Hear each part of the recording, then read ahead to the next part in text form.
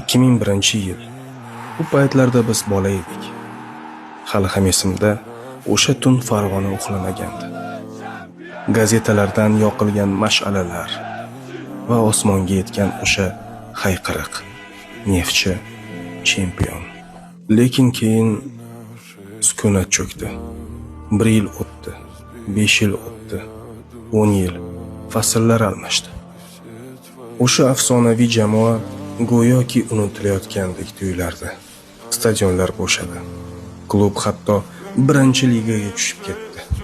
Biz ulg'aydik, lekin o'sha eski sharf shkafda o'z vaqtini kutib yotardi.